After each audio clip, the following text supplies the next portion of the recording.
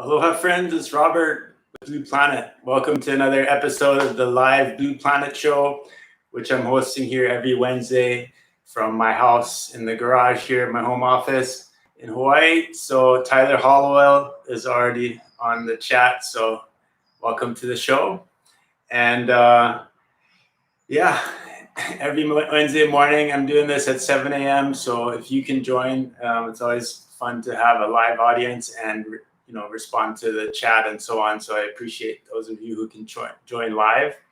It's my day off. Usually at Wednesdays, our shop is closed, so I work from my home office, and I feel like I'm more productive when I'm working at my home office. I was wondering if you guys out there feel the same way, that you get more done if you're at home working from home. I find it definitely helpful. But so today I'm gonna respond to 3 comments from the YouTube feed.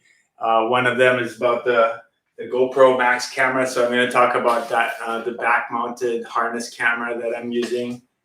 It's kind of a homemade contraption, but it works really well. And I'm going to explain how I use it and how it works and so on. And then also I had some questions about handle placement, placing the handle on the board. And then another one was jumping in feet first, basically safety and jumping in feet first into the water. That's something you definitely want to avoid if you can. So, but first of all, just a couple of news from Hawaii. We have the video contest going on still till the end of July. And right now we need some more submissions. So right now is a good time to submit your videos. If you have anything you want to enter in the contest, there's a $2,000 prize. So take advantage of that. So far we had 33 entries that we posted. We post a video of the day every day when we have one. We haven't had one today because we don't have an entry. So send something in and don't wait till the last minute. It's open till July 31st, but at the end, if we get like 3 or 4 videos a day, we're only going to choose one of them. So right now is a good time to enter the video contest. And then this Sunday, I'm hosting the Psupa stand-up paddle instructor training class this coming Sunday and the following Sunday. So 2 Sundays in a row. It's like a 12-hour class, 6 hours a day. If anyone's interested in signing up, we have 4 people signed up, but the more the merrier. So anybody can join that class and learn how to become a stand-up paddle instructor. So beautiful morning here in Hawaii. Hope everyone out there is having a great day as well. Looks like we got 6 viewers already, so that's great. Welcome to the show. So, all right. So first of all, I'm going to go into this question from M. This was a video where I'm talking about carrying this foil boards, and I had some footage of my back-mounted pole camera, and he's saying, I see you're using a waist harness with your retractable leash. I just got your retractable leash with your Velcro strap. Do you use your Velcro strap anymore, or rather attach it to the harness? So I just kind of wanted to explain that. So yes, so this is my pole-mounted camera, and I find this is the best way for me to get footage with, filming myself with a GoPro. And this is the GoPro Max. And the way it works, if you have the camera mounted in line with the pole, it basically automatically deletes the pole out of the footage. So you get that footage that looks like it's just floating in the air, almost like a drone flying behind you and something, So that works really well. That's basically the best mount that I've found. I've also tried to mount it on the wing, and that looks pretty cool. But then, you have the extra weight on the wing, and it doesn't film good from all angles. With this, you kind of get a really cool perspective, a real good point of view perspective.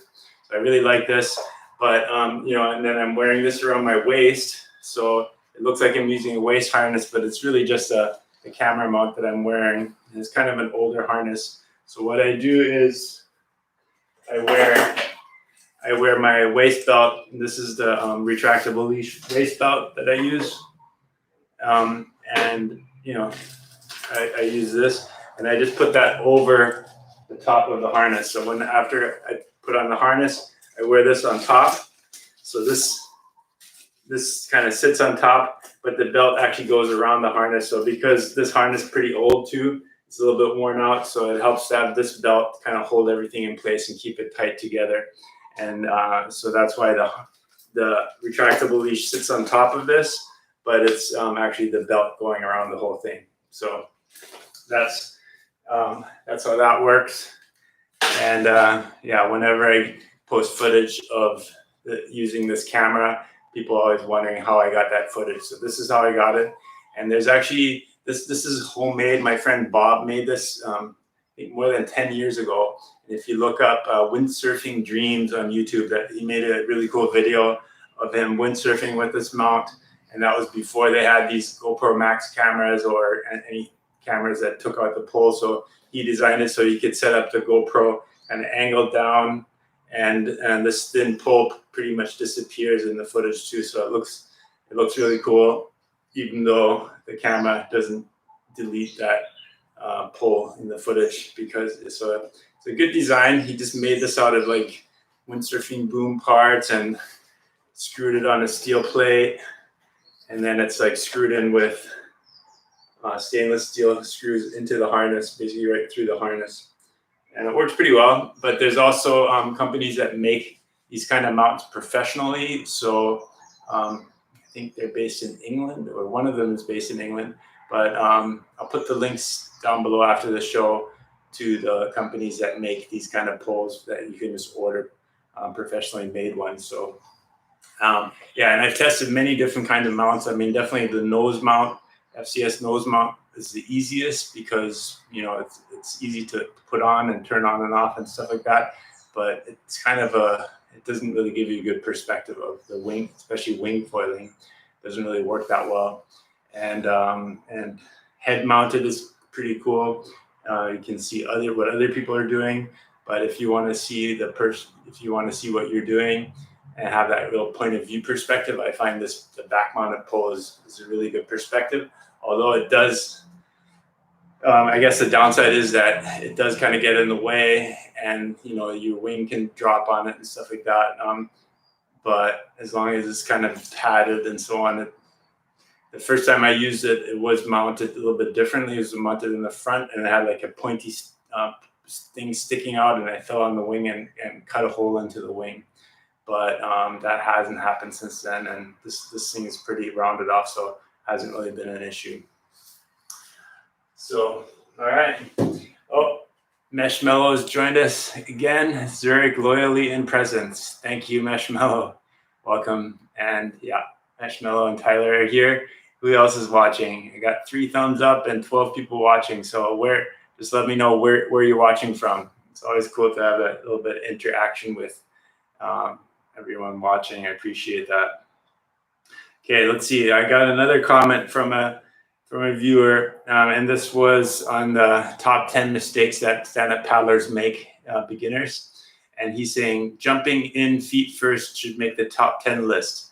I got pretty serious knee injury doing this while surfing on my SUP for the first time. I was far out from the shore and didn't realize the water was only about 5 feet deep. Would also say beginners should use inflatables. That's funny for someone that says they're SUP surfing. Would also, as they have seen several deaths from folks falling, losing consciousness, and drowning, supposedly from hitting their head on the rigid board.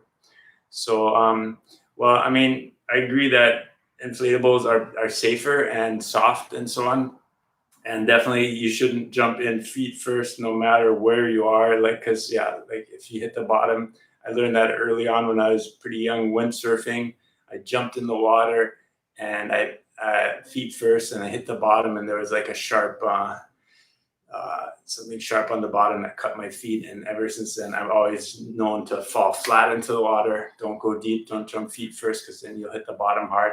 And actually, we did mention that in our top 10 mistakes list, to fall flat into the water and don't fall on the board. Basically, a lot of beginners, when they're stand-up paddling, they try to catch their fall on their board, and that's a big mistake. People break their ribs, hurt themselves, and even on an inflatable, you can hurt yourself falling onto the board. So ideally, when you're falling in, avoid the board. Fall into the water's soft, and then just fall flat so you don't go deep and don't hit the bottom.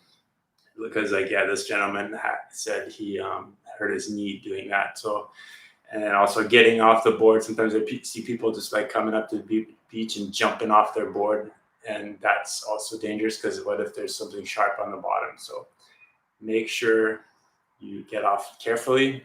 And then that comment on hitting your head on the board, I mean, that can happen when you're surfing or stand-up paddling in the waves.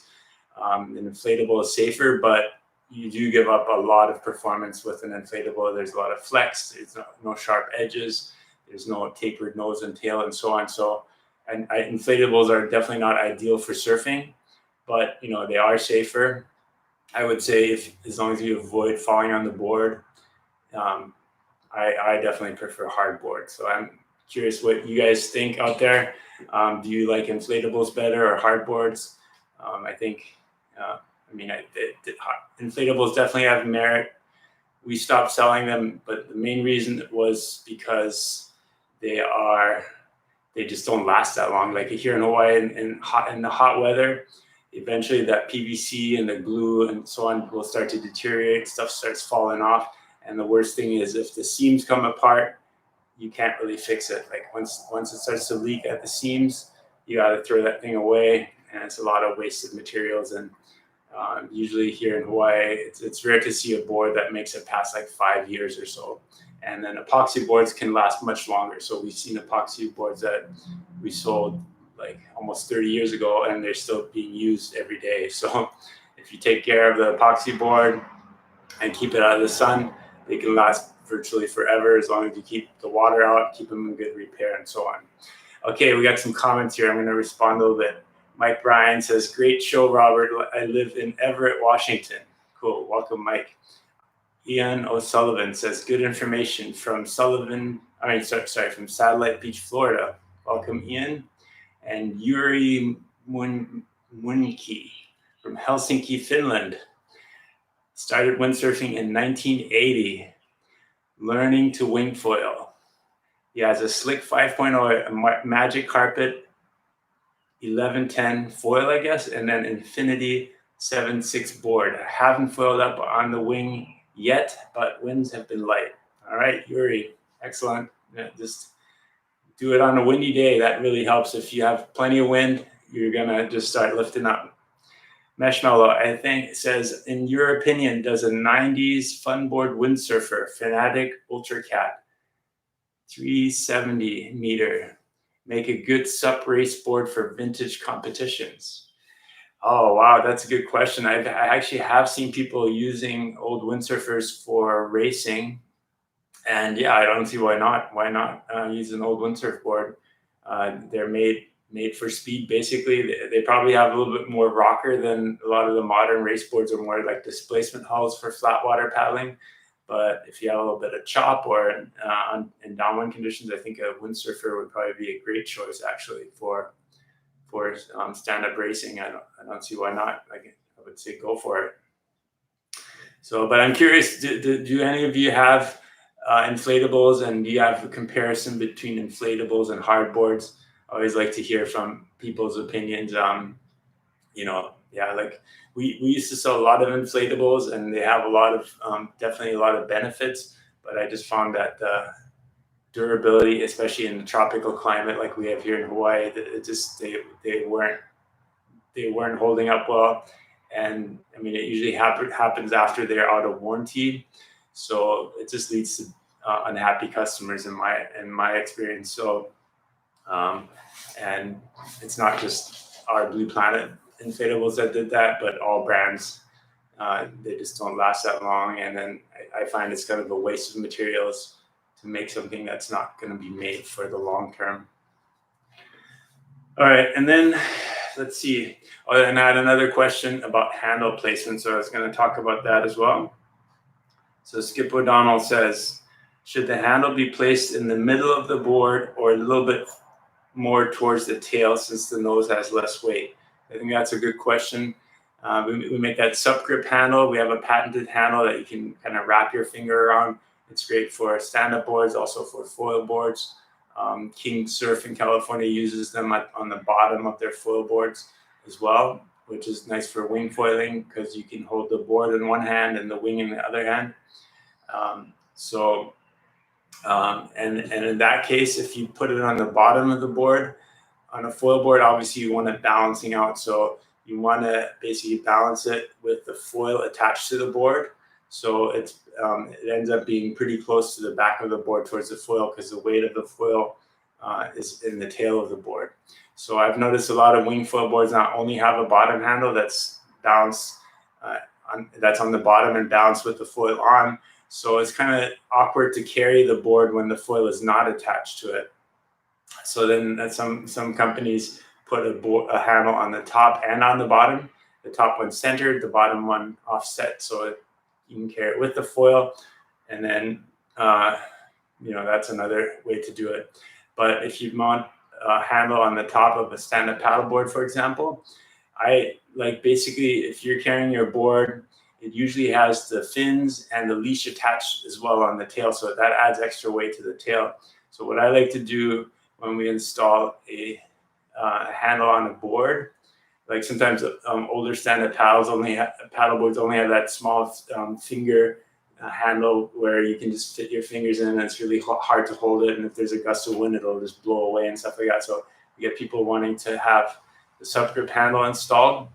So the way we balance it out is we put the fins and the leash on the tail of the board, even if they're not attached. A lot of times when it's in the repair shop, it won't have the fins and the leash attached to it, obviously, but when you're carrying it to the beach, it does have the fins and leash on it. So you want to make sure to add the weight of the fins and the leash to the tail, and then find the balance point where the board balances out, and then use that spot to mount the handle. So that way, when you're carrying the board with the fins and leash attached, it's fully balanced out. So that's kind of an important tip.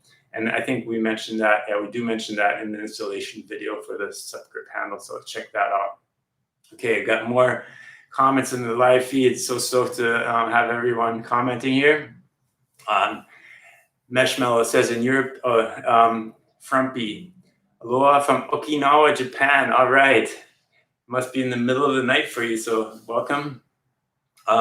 Just got my bump rider shipped out here, and it handles open water conditions phenomenally. Keep up the great work. All right, thanks, Frumpy. The bump rider is an awesome shape. I love that board. I've used it many times in the Molokai race, and actually both myself and my friend Jeff Chang have had our best times in the Molokai race on the 14-foot bump rider, actually even faster than on unlimited boards. Like we've used SIC unlimited boards, 17.4, all kinds of boards. And for both of us, our fastest times were on the bump rider. And the reason is, it's not the fastest board, but it handles really well. And once you get it on the bump, it just kind of sits there and it glides really well. And it's just an easy to ride board. It's comfortable, it balances out well. And yeah, so I've made some really small adjustments to it, but hasn't really changed much in the last 8 years or so. So it's still an excellent choice. So probably the one I'll use again next year when the Molokai race happens again. And actually, I was going to ask, the virtual M2O race is this at the end of July, I think July 25th. So I was wondering if anyone's doing that. I think you can enter from anywhere in the world and just send in your time. So I'm not sure if I'm going to do it this year. I did it last year, and that was fun to do the virtual race. So thanks, Frumpy from Okinawa.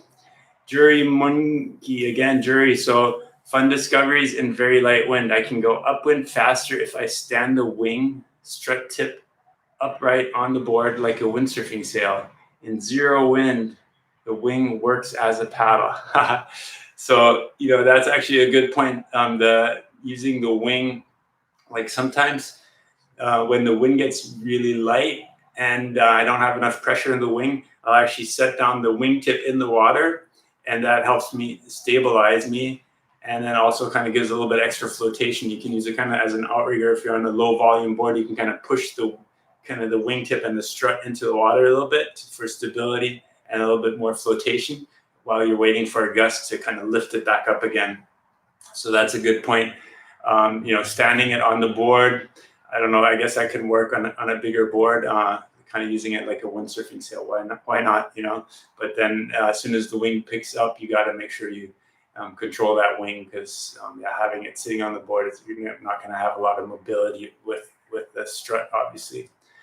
So Mike Bryan, I had an inflatable F1 rocket, 135 liter. It was not very good for foiling or for the suck mode.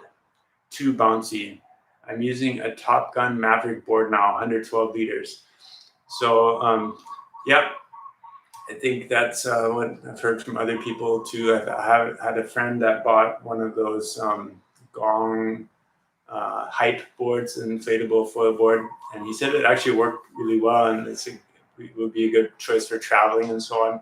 But there is that little bit of extra flex and bounciness, and that one has like the really long center box for the foil, so it's a little bit more rigid than most inflatables. But in terms of performance, it doesn't really compare to a hard board. So, but they definitely do have advantages, like being able to deflate it and pack it up small and take it on a trip. That's a pretty cool feature of an inflatable board. Tyler Hollowell says, I don't think a wing board needs a handle. It's easier to carry by the front wing, like holding a server tray. Yep.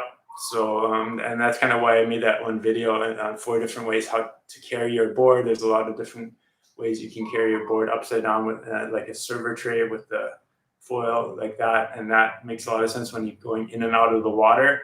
A lot of times you have to turn the board upside down because it's shallow. So the board's already in that position. And as you're coming out, you just lift up the foil and carry it, foil in one hand, wing in the other hand. And it's actually a lot more convenient to carry it that way than trying to grab the handle, and then because the foil can flip over, and then so a lot of times I don't use the handle coming out of the water. And then if you have a deck handle, you can also hold the wing against the deck handle. I carry the board that way a lot of times, or just carry it with the mast on your shoulder. So there's a lot of different ways you can carry it. Don't necessarily need a bottom handle on your board. Like most people here don't even have a bottom handle, but for some people, I guess it's a must to have that. Okay, Sean Coffey says, opinion on inflatables. For me, it is for collapsibility. Want something to do when you drive 45 minutes down the river and is no wind.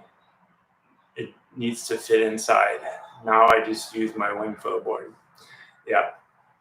So I guess for Sean, the inflatable is like a backup option to use when it's not windy. So I'm assuming your foil board is not an inflatable, but as a inflatable stand-up paddle board, having it in the trunk of your car when you want it is a cool backup option for sure. And then you can just pump it up and you got a board to use. So I think that makes a lot of sense.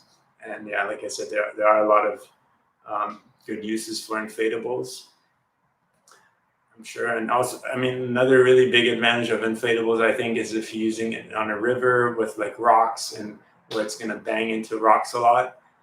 For those kind of uses, obviously an inflatable is just much better.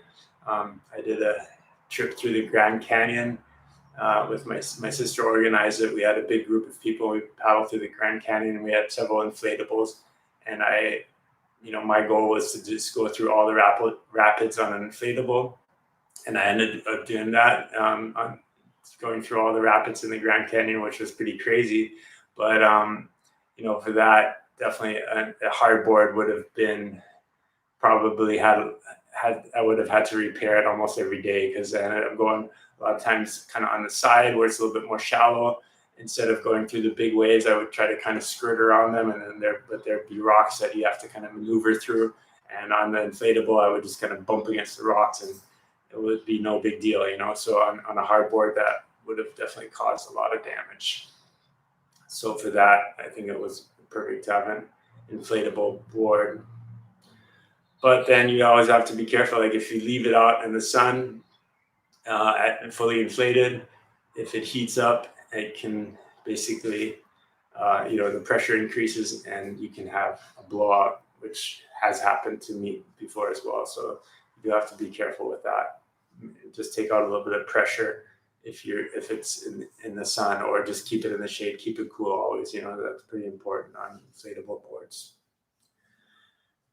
And yeah, and now you just use your wing foil board. I guess I'm kind of the same way lately. I've been mostly wing foiling, but I still do get out on the stand-up paddleboard. We have our weekly training group, so I've been paddling at least once a week on the stand-up paddleboard, and I also go out stand-up surfing sometimes still, and I do enjoy it. So I haven't given up on stand-up paddling, but we were joking the other day, like somebody was asking if stand-up racing is even still a thing, and I was saying, yeah, it's still alive, but it's kind of on life support in the emergency room. So we're just keeping it on life support right now.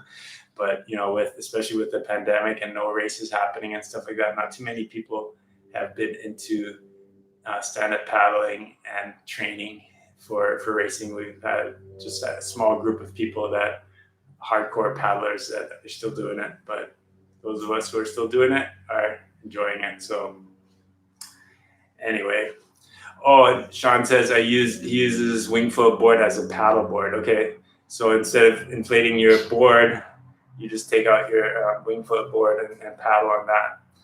So you're saying basically you're too lazy to pump up the inflatable.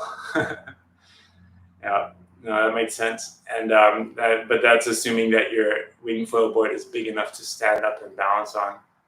Like on my board. My board is like a 4.6 76-liter board, my wing board, and it'd be impossible or for me, it'd be impossible to stand up paddle on it. So yeah, that's why if I stand up paddle, I definitely need a bigger board. All right, so yeah, thank you everyone again for joining me today. I hope you have an awesome day. Join me again next week, every Wednesday at 7 a.m. in Hawaii. So cool to have an international audience from Finland, from Osaka, from Switzerland, from Florida, and all over the world. So it's so cool to see that. Really appreciate all the comments, and thank you so much for watching. Tune in again next week. Have a great day. Aloha.